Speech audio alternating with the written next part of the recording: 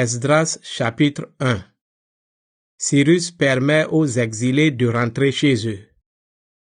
Pendant la première année où Cyrus, roi de Perse, est roi de Babylone, le Seigneur décide de réaliser la parole qu'il a dite par l'intermédiaire du prophète Jérémie. Il donne à Cyrus l'idée de faire connaître dans tout son royaume, oralement et par écrit, le texte suivant. Voici ce que déclare Cyrus, le roi de Perse. Le Seigneur, le Dieu qui est au ciel, a mis sous mon pouvoir tous les royaumes de la terre. Il m'a chargé de lui reconstruire un temple à Jérusalem, dans la province de Juda.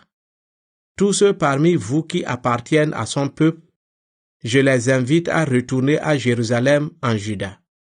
Là, qu'ils reconstruisent le temple du Seigneur, le Dieu d'Israël qui est à Jérusalem.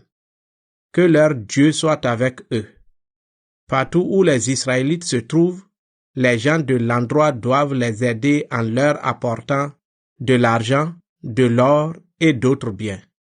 Ils doivent leur donner aussi des animaux et des offrandes volontaires pour le temple du Dieu qui est à Jérusalem. Alors les chefs de famille de Juda et de Benjamin, les prêtres et les Lévites se mettent en route pour aller reconstruire le temple du Seigneur qui est à Jérusalem. Et tous ceux à qui Dieu a inspiré le même désir y vont avec eux. Leurs voisins les aident en leur apportant des ustensiles en argent et en or et d'autres biens. Ils leur donnent aussi des animaux, beaucoup d'objets de valeur, en plus de toutes les offrandes volontaires pour le temple. Nabuchodonosor avait pris des ustensiles dans le temple du Seigneur à Jérusalem et il les avait mis dans le temple de ses dieux. Le roi Cyrus fait rassembler ces objets. Il donne l'ordre à Mithrédate, le responsable des trésors, de les donner à Sheshbassar, prince de Juda. En voici la liste. 30 plats en or, 1000 plats en argent, 29 couteaux, ainsi que 30 cuvettes en or, 410 cuvettes en argent et 1000 autres ustensiles.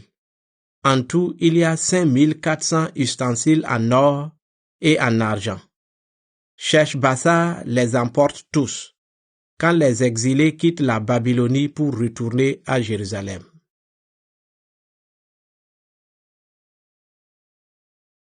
Esdras chapitre 2. Liste des Judéens qui reviennent d'exil.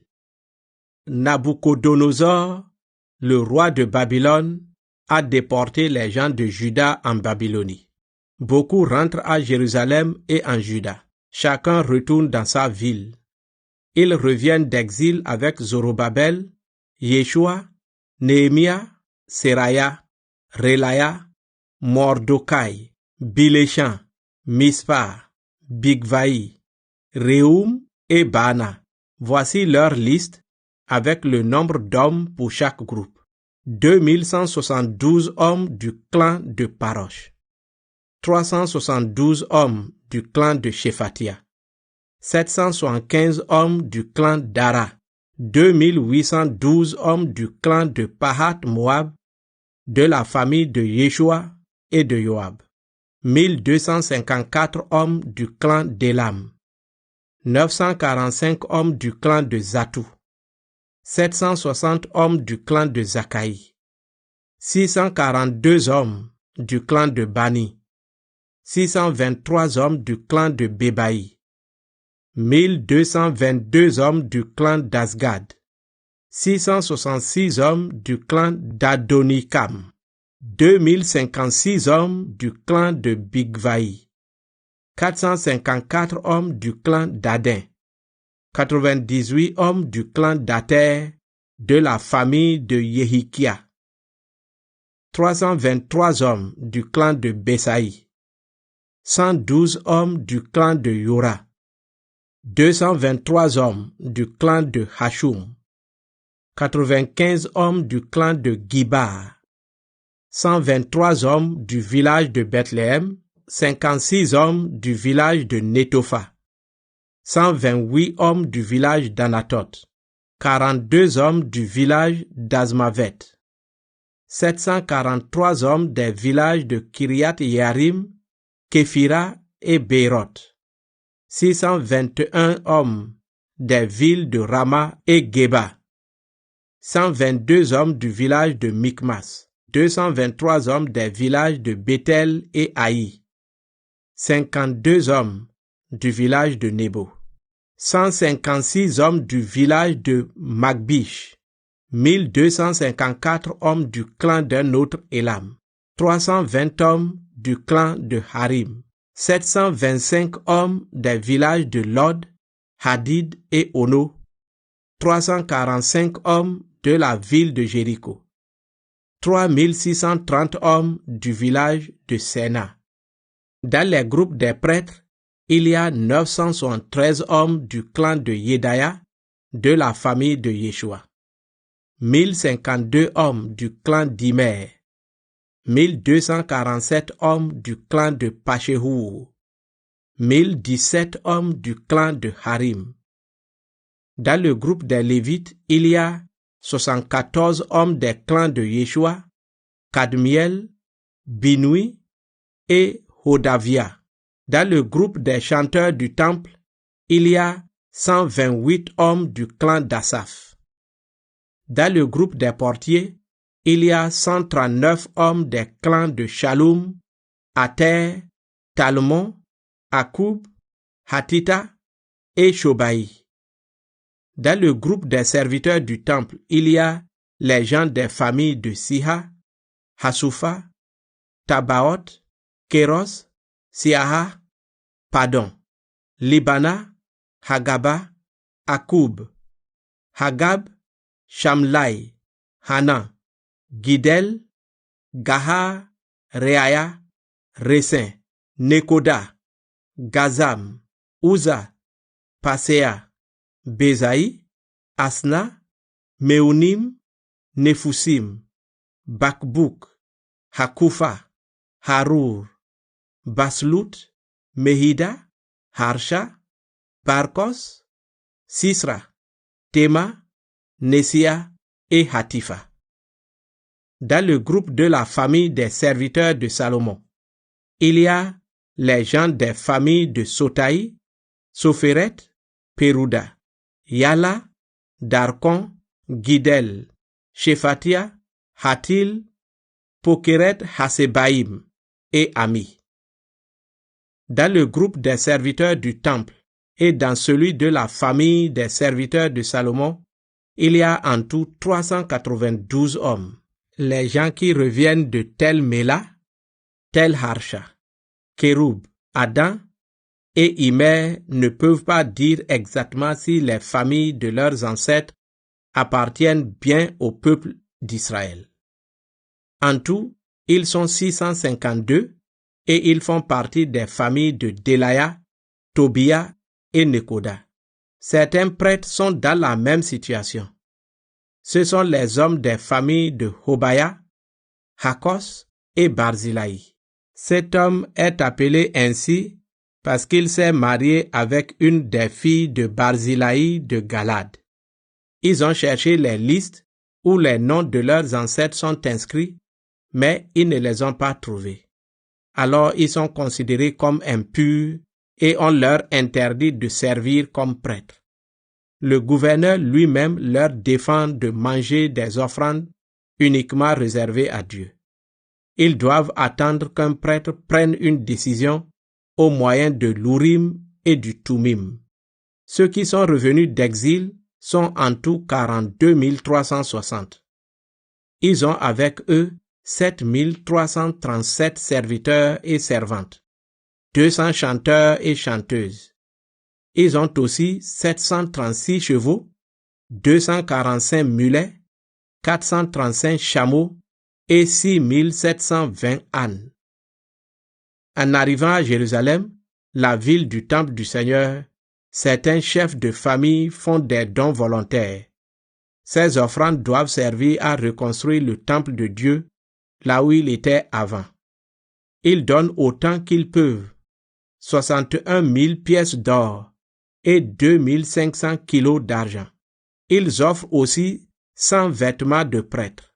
Les prêtres, les Lévites et certains Israélites, chanteurs, portiers et serviteurs du temple, s'installent dans les villes qu'ils reçoivent. Les autres Israélites vont dans les villes de leurs ancêtres.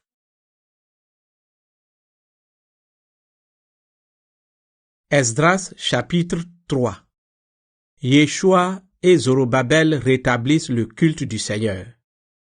Quand le 7e mois de l'année arrive, les Israélites sont installés dans leur ville. Le peuple se rassemble à Jérusalem avec l'accord de tous. Le prêtre Yeshua, fils de Yosadak, avec ses frères les autres prêtres, et Zorobabel, fils de Shealtiel, avec les gens de sa famille, se mettent à reconstruire l'autel du Dieu d'Israël.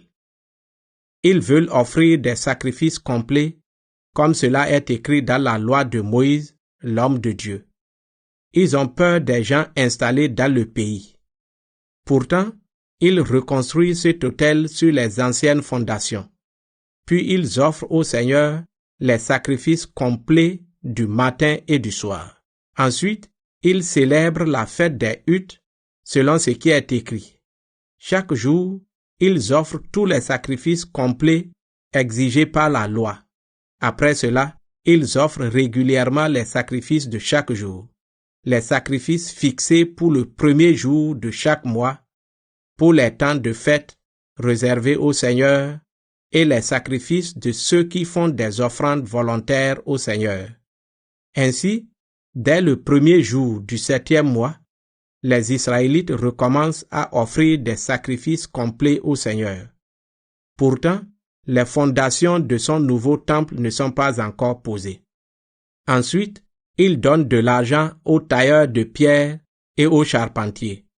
Ils donnent de la nourriture, des boissons et de l'huile aux Sidoniens et aux Tyriens pour qu'ils fassent venir par mer jusqu'à la ville de Jaffa du bois de cèdre du Liban.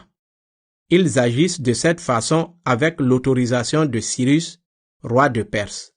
La 2e année après leur retour à Jérusalem, la ville du temple de Dieu, Zorobabel, fils de Shealtiel, Yeshua, fils de Yosadak, leurs frères les autres prêtres, les Lévites et tous ceux qui sont revenus d'exil se mettent au travail pendant le 2e mois. Ils nomment les Lévites de 20 ans et plus pour diriger les travaux du temple du Seigneur. Les Lévites, Yeshua avec ses fils et ses frères, Kadmiel avec ses fils, du clan de Hodavia, dirigent ensemble les ouvriers qui travaillent au temple de Dieu. Les Lévites du clan de Henadad les aident. Quand les constructeurs posent les fondations du temple du Seigneur, les prêtres en vêtements de fête avancent avec des trompettes. Les Lévites de la famille d'Asaph avancent avec des cymbales. Tous chantent la louange du Seigneur comme David, le roi d'Israël, l'a commandé. Ils rendent gloire au Seigneur et ils chantent sa louange en disant à tour de rôle, « Oui, le Seigneur est bon et son amour envers Israël est pour toujours. » Le peuple aussi chante la louange du Seigneur en criant de joie, parce que les constructeurs posent les fondations de son temple. Beaucoup de prêtres, de Lévites et des chefs de famille très âgés qui ont vu le premier temple pleurent à haute voix pendant que les constructeurs posent sous leurs yeux les fondations du nouveau temple. Mais beaucoup crient de joie. Tout le monde pousse de grands cris. On les entend de très loin. Ainsi, les gens ne peuvent pas faire la différence entre les cris de joie des uns et les cris de tristesse des autres. Esdras chapitre 4. Difficultés avec les gens du pays. Les ennemis des Juifs de Juda et de Benjamin apprennent ceci. Ceux qui sont revenus d'exil construisent un temple pour le Seigneur, Dieu d'Israël. Alors, ils viennent trouver Zorobabel et les chefs de famille. Ils leur disent, « Nous voulons vous aider à construire ce temple. En effet, nous adorons le même Dieu que vous, et nous lui offrons des sacrifices, depuis que le roi d'Assyrie, Assaradon, nous a envoyés ici. Mais Zorobabel, Yeshua et les autres chefs de famille d'Israël leur répondent: Ce n'est pas vous qui devez nous aider à construire un temple pour notre Dieu. C'est nous seuls qui devons le construire. En effet, ce sera le temple du Seigneur, Dieu d'Israël. C'est un ordre de Cyrus, le roi de Perse. Alors les gens du pays font tout pour décourager les Juifs de Juda. Ils cherchent à leur faire peur pour les empêcher de reconstruire le temple. Pendant tout le temps que Cyrus est roi de Perse, et jusqu'au moment où Darius devient roi, ils donnent de l'argent à des conseillers royaux. Ils veulent en effet que ceux-ci arrêtent les projets des Juifs.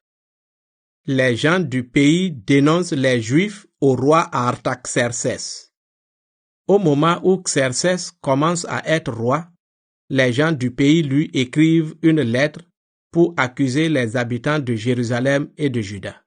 Pendant qu'Artaxerxès est roi de Perse, Bishélam, Mithrédate, Tabéel et leurs collègues lui écrivent aussi. La lettre est écrite en caractère araméen et en langue araméenne. Rehum, gouverneur de la région, et Shimeshaï, son secrétaire, écrivent à leur tour au sujet de Jérusalem une lettre au roi Artaxerxès.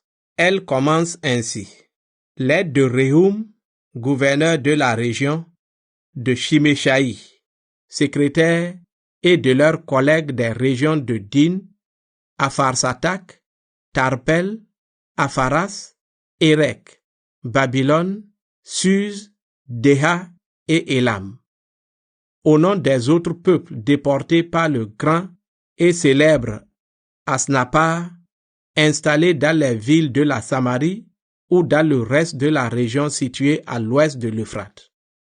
Voici le texte de cette lettre.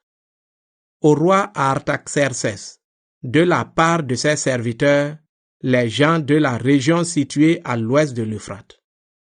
Notre roi, nous te faisons savoir ceci. Les Juifs partis de chez toi et arrivés parmi nous à Jérusalem reconstruisent cette ville révoltée et mauvaise. Ils réparent les fondations et reconstruisent les murs. Notre roi, nous te faisons savoir ceci. Si la ville est reconstruite, si ses murs sont réparés, ces gens-là ne paieront plus les taxes, les impôts et les droits de passage. Finalement, cela ira contre l'intérêt du pouvoir royal. Nous avons l'honneur d'être à ton service et nous ne pouvons pas accepter qu'on te méprise. C'est pourquoi nous te faisons connaître ces choses. Ainsi, tu pourras faire des recherches dans le livre qui rapporte les événements passés du royaume. Tu verras que Jérusalem s'est toujours révoltée. Elle a sans cesse fait du tort au roi et aux gouverneurs de province. Depuis toujours, cette ville n'a jamais arrêté de se soulever. C'est d'ailleurs pour cela qu'elle a été détruite. Notre roi, nous voulons te prévenir. Si Jérusalem est reconstruite, et si ses murs sont réparés, tu ne seras plus jamais le maître à l'ouest de l'Euphrate. Le roi Artaxerxès répond. Le roi Artaxerxès envoie cette réponse. Au gouverneur Rehum, à son secrétaire Shimeshaï et à leurs collègues habitant en Samarie et dans le reste de la région à l'ouest de l'Euphrate. Je vous salue. La lettre que vous m'avez envoyée a été traduite et elle m'a été lue. J'ai donné l'ordre de faire des recherches. Ces recherches ont montré que depuis toujours, la ville de Jérusalem se soulève contre les rois et que ses habitants provoquent des troubles et des révoltes. Autrefois dans cette ville, il y a eu des rois puissants. Ils étaient les maîtres de toute la région située à l'ouest de l'Euphrate. Les gens leur payaient des taxes, des impôts et des droits de passage. Commandez donc à ces Juifs d'arrêter leurs travaux. Jérusalem ne doit pas être reconstruite avant que j'en donne l'autorisation. Évitez d'être négligents dans cette affaire. Il ne faut pas que le mal devienne plus grave à cause du tort au pouvoir royal. Dès qu'on lit la lettre du roi Artaxerxès à Rehum, à son secrétaire Shimeshai et à leurs collègues, ils partent très vite à Jérusalem. Ils utilisent la force pour obliger les Juifs à arrêter leurs travaux. Les travaux pour reconstruire le temple reprennent. À Jérusalem, les travaux pour reconstruire le temple ont été arrêtés. Cela dure jusqu'à la 2e année où Darius est roi de Perse.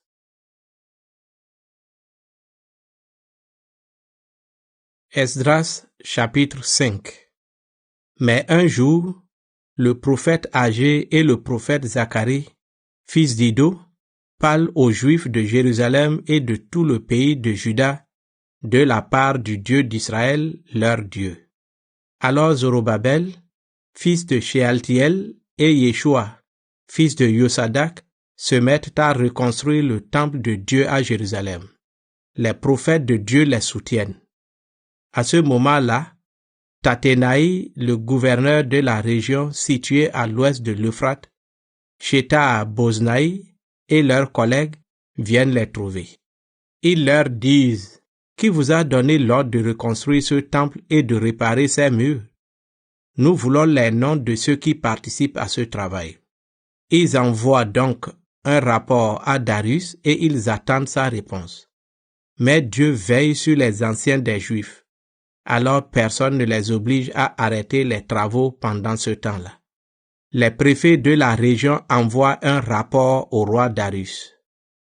Voici le texte de la lettre envoyée au roi Darius par le gouverneur Tathénaï, par Shétar-Boznaï et ses collègues, les préfets de la région située à l'ouest de l'Euphrate. Il lui envoie le rapport suivant. Au roi Darius, tous nos vœux de bonheur. Notre roi, nous te faisons savoir que nous sommes allés dans la province de Juda pour voir le temple du grand Dieu. Les Juifs sont en train de le reconstruire en pierre taillée avec des poutres de bois placées dans les murs. Le travail est fait avec soin et il avance vite. Nous avons interrogé les responsables. Nous leur avons demandé qui vous a donné l'ordre de reconstruire ce temple et de réparer ses murs. Nous leur avons aussi demandé leur nom. Ainsi, nous pouvons te donner la liste écrite de ceux qui dirigent les travaux.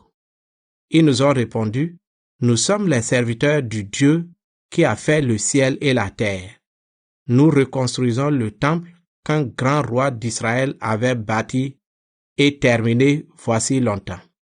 Mais nos ancêtres ont provoqué la colère du Dieu qui est au ciel.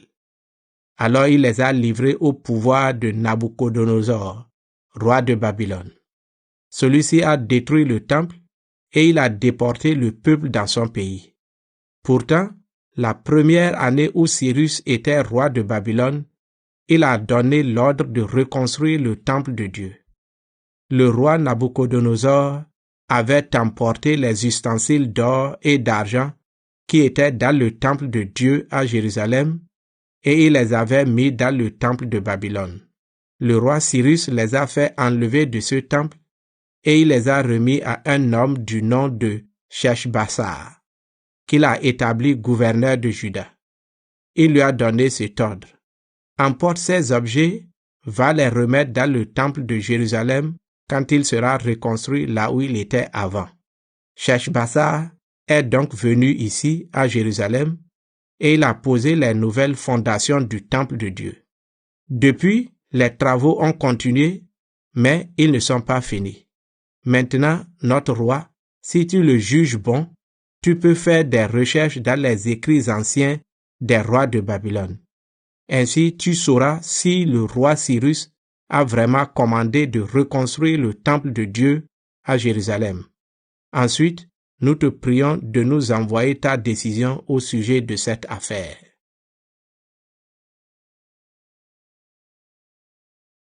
Esdras chapitre 6. Le roi Darius répond. Le roi Darius commande de faire des recherches à Babylone dans les salles où les écrits anciens et les objets précieux sont conservés. Mais c'est à Ecbatane, ville bien protégée de la province de Médie, qu'on trouve un rouleau en cuir. Voici le compte rendu écrit sur ce rouleau. Pendant la première année où Cyrus était roi, il a donné cet ordre. Le temple de Dieu à Jérusalem doit être reconstruit. Il servira de lieu pour offrir les sacrifices. Il faudra utiliser ses anciennes fondations. Le temple aura 30 mètres de haut et 30 mètres de large. On placera l'une après l'autre 3 rangées de pierres taillées, puis une rangée de poutres de bois. Le trésor royal payera les travaux. Les ustensiles d'or et d'argent venant du temple de Dieu à Jérusalem et amenés à Babylone par Nabuchodonosor seront rendus. Ils seront rapportés dans le temple à Jérusalem et chaque ustensile sera remis à sa place. Alors Darius fait dire à Tathénaï, gouverneur de la région à l'ouest de l'Euphrate, à Shethar-Boznaï et à leurs collègues les préfets de la province. Ne vous occupez pas de cette affaire. N'empêchez pas la construction du temple de Dieu. Le gouverneur de Juda et les responsables des Juifs doivent le reconstruire là où il était avant. Je vous donne cet ordre. Aidez les responsables à reconstruire le temple de Dieu. Vous payerez leurs dépenses avec l'argent du roi, c'est-à-dire avec les impôts de la province. Vous rembourserez ces gens totalement et sans les faire attendre. Vous donnerez tous les jours aux prêtres de Jérusalem ce qui leur est nécessaire en tenant compte de ce qu'ils demandent. Vous leur amènerez de jeunes taureaux, des béliers et des agneaux pour les sacrifices complets offerts au Dieu qui est au ciel. Vous leur fournirez aussi du blé, du sel, du vin et de l'huile. Ainsi ils pourront présenter au Dieu qui est au ciel des offrandes à la fumée de bonne odeur, et ils prieront pour la vie du roi et de ses fils. Si quelqu'un ne respecte pas ces décisions, voici l'ordre que je donne. On arrachera un bois pointu de sa maison, on le posera debout sur le sol et on fera asseoir le coupable sur ce bois. Ensuite, sa maison sera transformée en tas de pierres. Que le Dieu qui montre sa présence à Jérusalem renverse tout roi et punisse tout peuple qui me désobéira en essayant de détruire son temple. C'est moi, Darius, qui donne cet ordre. Je veux que tout le monde le respecte fidèlement. Alors Tathénaï, gouverneur de la région à l'ouest de l'Euphrate, Shethar-Boznaï et leurs collègues agissent exactement comme le roi Darius l'a commandé. La fête qui marque la fin de la reconstruction du temple. Les responsables des Juifs continuent à construire avec succès, encouragés par les paroles du prophète Agé et du prophète Zacharie, fils d'Ido.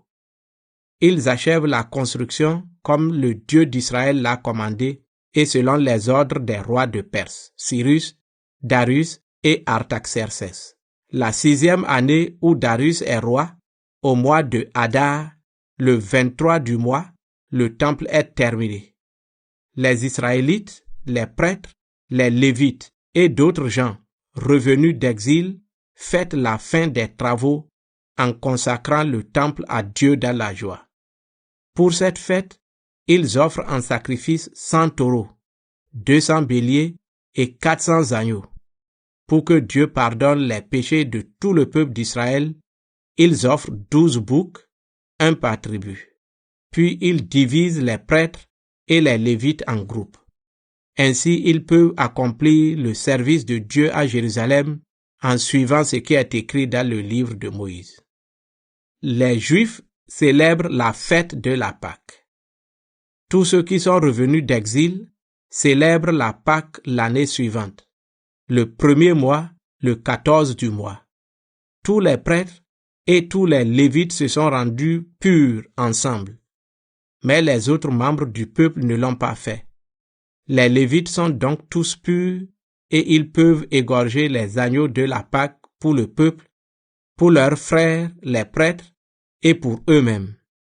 Tous les Israélites mangent le repas de la Pâque, ceux qui sont revenus d'exil et ceux qui ont abandonné les coutumes des gens impurs du pays. Ceux-là ont rejoint les autres Israélites pour servir le Seigneur, Dieu d'Israël. Ensuite, pendant 7 jours, ils célèbrent avec joie la fête des pains sans levain. Le Seigneur les a remplis de joie parce qu'il a changé le cœur du roi d'Assyrie en leur faveur. Cela les a encouragés à continuer leur travail pour reconstruire le temple du Dieu d'Israël.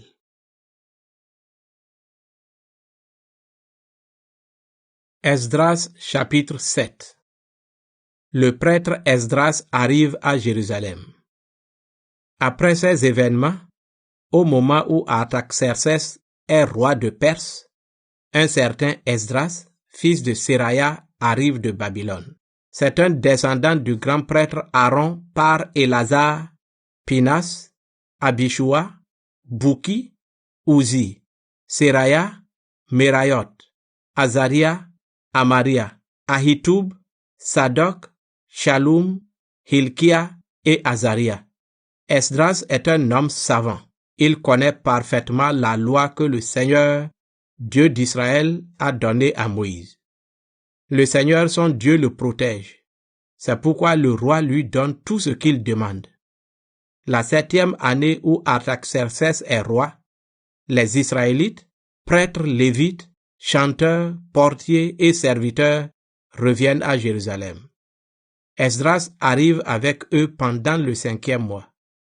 Il a fixé le départ de Babylone au 1er mois, le 1er jour du mois. Et le 5e mois, le 1er jour du mois, il arrive à Jérusalem parce que la bonté de Dieu le protège. En effet, Esdras cherche de tout son cœur à étudier la loi du Seigneur et à lui obéir. Il cherche aussi à enseigner aux Israélites les commandements et les règles de cette loi. Le roi Artaxerxès confie plusieurs tâches à Esdras.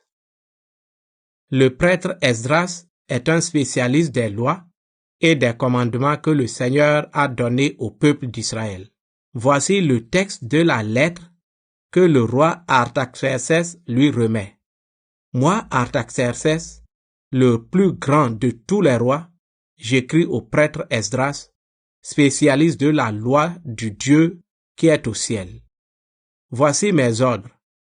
Tous les Israélites de mon royaume, prêtres, lévites ou gens du peuple qui veulent retourner à Jérusalem avec toi peuvent partir. Moi-même et mes 7 conseillers, nous t'envoyons à Jérusalem et dans la province de Juda. Tu auras avec toi le texte de la loi de ton Dieu et tu examineras comment cette loi est respectée. En même temps, tu emporteras l'argent et l'or que moi et mes conseillers nous voulons offrir au Dieu d'Israël qui a son lieu saint à Jérusalem. Tu emporteras aussi tout l'argent et tout l'or que tu trouveras dans toute la province de Babylone.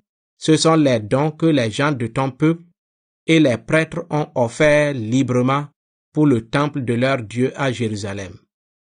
Là-bas, tu veilleras à acheter avec cet argent des taureaux, des béliers, des agneaux et ce qu'il faut pour les offrandes tirées de la terre et les offrandes de vin. Tu offriras tout cela sur l'autel du temple de votre Dieu à Jérusalem. Ensuite, toi et ceux qui t'accompagnent, vous utiliserez le reste de l'argent et de l'or pour faire ce qui vous paraîtra bon selon la volonté de votre Dieu. Tu mettras dans le temple de ton Dieu à Jérusalem les ustensiles que tu as reçus pour son service. Si tu dois faire d'autres dépenses pour le temple de ton Dieu, tu les feras payer par les services financiers royaux. Moi, le roi Artaxerxès, voici ce que je commande à tous les fonctionnaires des finances de la région située à l'ouest de l'Euphrate. Ils feront exactement tout ce que leur demandera le prêtre Esdras, spécialiste de la loi du Dieu qui est au ciel. Ils lui donneront jusqu'à 3 tonnes d'argent, 30 tonnes de blé, 4000 litres de vin, 4000 litres d'huile et du sel autant qu'ils veulent. Tout ce que le Dieu qui est au ciel commandera au sujet de son temple, il faudra l'appliquer avec soin. Ainsi, ce Dieu ne se mettra pas en colère contre mon royaume, contre moi et contre mes fils. De plus, voici ce que nous faisons savoir aux fonctionnaires des finances. Il est interdit de faire payer des taxes, des impôts et des droits de passage aux prêtres, aux lévites, aux chanteurs, aux portiers, aux employés, ou à tout homme qui travaille dans le temple de Dieu. Et toi, Esdras, avec la sagesse que tu as reçue de Dieu, désigne des juges et des chefs. Ils rendront la justice pour tous ceux qui connaissent les lois de ton Dieu, parmi les gens qui habitent à l'ouest de l'Euphrate. Enseignez-les à ceux qui ne les connaissent pas. Si quelqu'un n'obéit pas fidèlement à la loi de ton Dieu ou à la loi royale, il sera condamné comme il le mérite. Ou on le fera mourir, ou il sera chassé du pays, ou on le privera de ses biens, ou il sera mis en prison. Esdras remercie Dieu. Alors Esdras dit, « Merci au Seigneur, le Dieu de nos ancêtres. C'est lui qui a donné au roi l'idée de rendre honneur au temple de Jérusalem. Le Seigneur m'a montré sa bonté en présence du roi, de ses conseillers et de tous les hommes importants qui l'entourent. Le Seigneur mon Dieu m'a protégé et j'ai pu rassembler certains chefs israélites pour revenir avec moi. »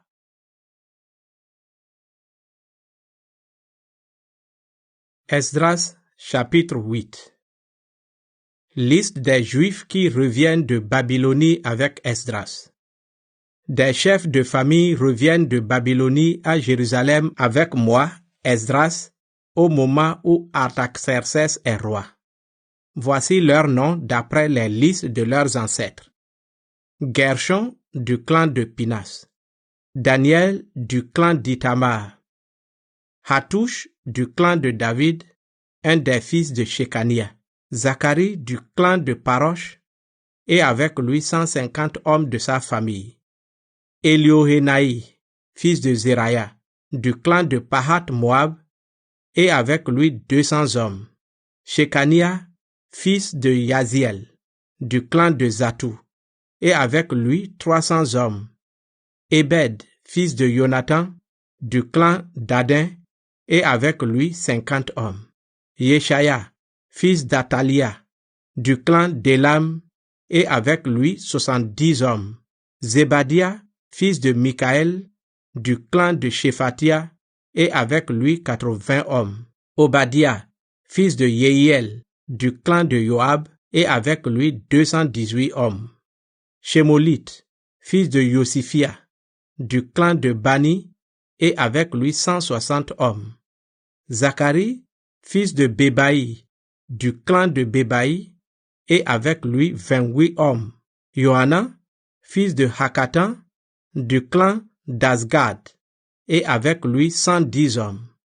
Éliphélet, Yehiel et Shemaya, les 3 plus jeunes membres du clan d'Adonikam, et avec eux 60 hommes. Outaï et Zakour du clan de Bigvaï, et avec eux 70 hommes. Esdras prépare le retour à Jérusalem. Je rassemble tous ces hommes près du canal qui passe par Ahava et nous campons là pendant 3 jours. Je constate qu'il y a parmi eux des membres du peuple et des prêtres, mais aucun lévite. Alors je fais appeler les chefs Eliezer, Ariel, Shemaya, Elnathan, Yarib, Elnathan, Nathan, Zacharie, Meshulam et les 2 enseignants de la loi, Yoyarib et Elnathan. Je leur commande d'aller chez Ido, le chef qui habite Cassifia. Je leur précise ce qu'il faut dire à Ido et à ses frères, les serviteurs du lieu saint, qui sont à Cassifia. Ainsi, ils pourront nous ramener des hommes pour le service du temple de notre Dieu. La bonté de Dieu nous protège. Alors il nous ramène Chérébia, un homme intelligent du clan de Mali et de la famille de Lévi, fils de Jacob. il vient avec ses fils et ses frères, 18 hommes en tout. Il ramène aussi Hashabia et avec lui Yeshaya, du clan de Merari, avec ses frères et leurs fils, 20 hommes en tout. Il ramène enfin 220 hommes, spécialement désignés parmi les serviteurs du lieu saint. Autrefois, David et ses chefs ont donné des employés semblables aux Lévites pour qu'ils soient à leur service. Là, au bord du canal d'Ahava, je décide que nous devons jeûner pour nous abaisser devant notre Dieu. De cette façon, nous lui demanderons de voyager en sécurité, nous et nos familles, avec nos biens. J'aurais honte de demander au roi un groupe de soldats et de cavaliers pour nous protéger contre nos ennemis pendant le voyage.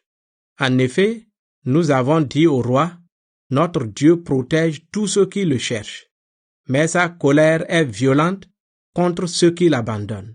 C'est pourquoi nous jeûnons et nous demandons à notre Dieu de nous protéger et il écoute notre prière.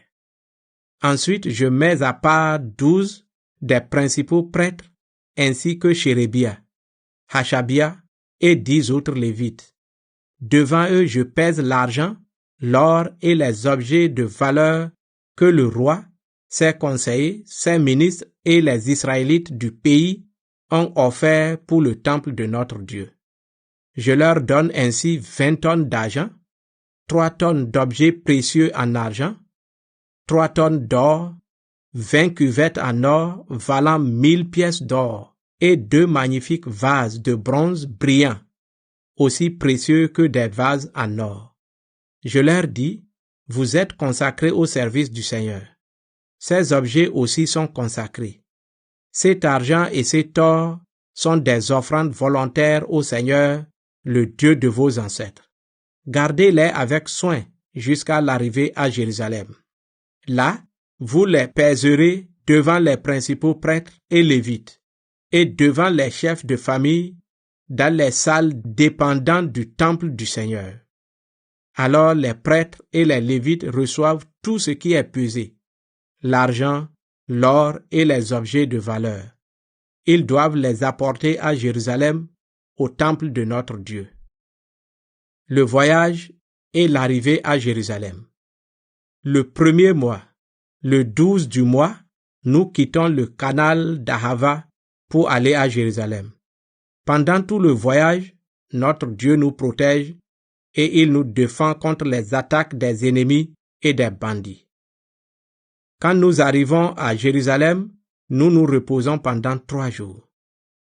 Le 4e jour, nous pesons l'argent, l'or et les objets de valeur dans le temple de notre Dieu. Puis, nous les remettons au prêtre Mérémoth, fils d'Ouria. Il y a avec lui Élazar, fils de Pinas, et des Lévites, Yozabad, fils de Yeshua, et Noadia, fils de Binui. Tout est compté et pesé, puis on met par écrit le poids total. Ceux qui sont revenus d'exil offrent des sacrifices au Dieu d'Israël. Au nom de tout le peuple d'Israël, ils offrent 12 taureaux, 96 béliers et 77 agneaux en sacrifice complet. Ils offrent 12 boucs en sacrifice pour recevoir le pardon des péchés. Tous ces animaux sont complètement brûlés pour le Seigneur. Ensuite, ils font connaître les décisions du roi aux fonctionnaires et aux gouverneurs perses de la région située à l'ouest de l'Euphrate. Ceux-ci donnent leur appui aux Israélites pour tout ce qui concerne le temple de Dieu.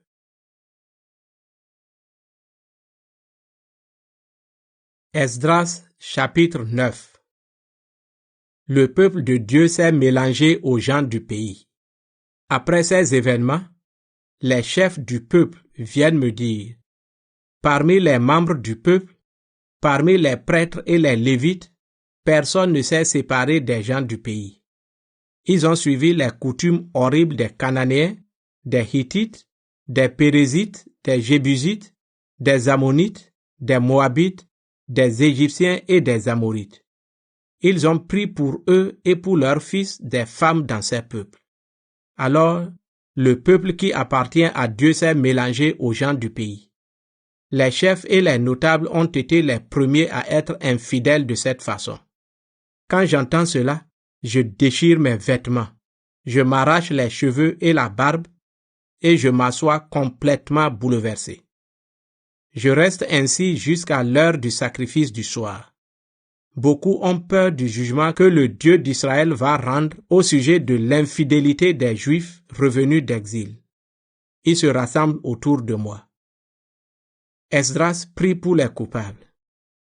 Moi, Esdras, à l'heure du sacrifice du soir, je sors de ma grande tristesse. Je porte encore mes vêtements déchirés.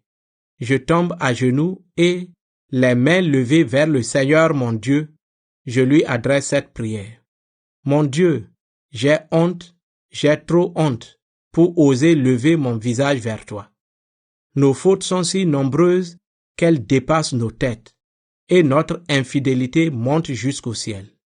Depuis le temps où nos ancêtres vivaient, jusqu'à aujourd'hui, nous avons commis des péchés graves. À cause de nos fautes, nous, nos rois et nos prêtres, nous avons été livrés au pouvoir des rois étrangers. Ils nous ont tués, déportés. Ils nous ont pillés. Ils nous ont couverts de honte, comme c'est le cas encore aujourd'hui. Mais maintenant, depuis peu de temps, Seigneur notre Dieu, tu nous as montré ta bonté. Tu as permis à quelques-uns parmi nous de rester en vie et d'habiter dans le pays qui t'appartient. Ainsi, toi notre Dieu, tu as rendu la lumière à nos yeux, tu nous as redonné un peu de vie au milieu de notre esclavage. Oui, notre Dieu, nous étions des esclaves, mais toi, tu ne nous as pas abandonnés. Tu as permis que les rois de Perse soient bons envers nous pour nous rendre la vie. Alors nous pouvons reconstruire ton temple, réparer ces murs démolis et trouver un abri sûr à Jérusalem et en Juda. Et maintenant, ô notre Dieu, que pouvons-nous dire après ce qui est arrivé? Oui, nous avons abandonné les commandements que tu nous as donnés par tes serviteurs, les prophètes. Tu nous avais prévenus en disant, le pays que vous allez posséder est impur. En effet, les gens qui l'habitent sont impurs et ils l'ont rempli partout d'actions horribles. Ne donnez donc pas vos filles en mariage aux fils de ces étrangers.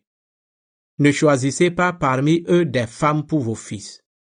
Ne cherchez pas à rendre ces gens-là riches et heureux. Alors vous deviendrez forts, vous mangerez les bonnes choses du pays. Et vos enfants pourront hériter de tout cela pour toujours. Ô notre Dieu, tous nos malheurs sont arrivés parce que nous avons fait le mal. Oui, nous sommes vraiment coupables. Pourtant, tu n'as pas considéré nos fautes comme elles le méritaient. Tu nous as permis de rester en vie à nous qui sommes ici. Alors, est-ce que nous pouvons recommencer à désobéir à tes commandements? Est-ce que nous pouvons encore nous allier par des mariages à ces gens détestables? Est-ce que tu ne vas pas te mettre en colère contre nous et nous détruire tous sans exception? Seigneur Dieu d'Israël, tu es juste. Aujourd'hui, tu as permis à quelques-uns d'entre nous d'être encore vivants. Nous sommes en effet devant toi, avec nos fautes. Et pourtant, personne ne peut se tenir en ta présence dans une situation semblable.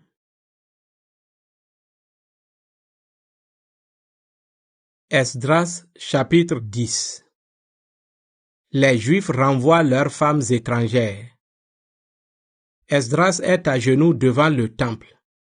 Il pleure, il prie et demande pardon à Dieu. Pendant ce temps, une assemblée très nombreuse d'Israélites, hommes, femmes et enfants se rassemble auprès de lui. Tout le monde pleure beaucoup. Alors Shekania, fils de Yehiel, de la famille d'Élam, dit à Esdras: Nous avons mal agi envers notre Dieu en prenant des femmes étrangères parmi les gens de ce pays. Mais maintenant, il y a encore un espoir pour le peuple d'Israël.